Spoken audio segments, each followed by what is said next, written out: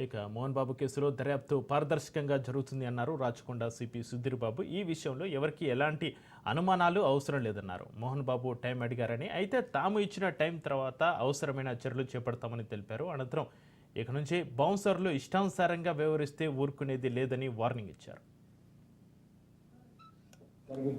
ఈ ఇష్యూలో ఎవరికి కూడా ఎటువంటి అనుమానాలు అవసరం లేదు. మనము వాళ్ళకు సిబిఎన్ఎస్ఎస్లో నోటీస్ కూడా జరిగింది.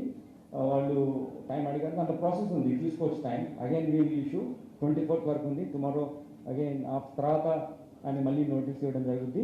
So we'll suddenly come, we'll see what are legal way ఏముంటే అది చేస్తాం. బౌన్సర్స్ మీద మేము వెరీ సీరియస్ యాక్షన్ తీసుకుంటాం. We take it from our side. All the officers will be very focused. Any kind of activity by bouncers involving in a crime, trying to hurt someone else, supporting some group to inflict injuries on others. ఇటువంటి ఏం చేసినా కానీ మేము sign చేయలేదు.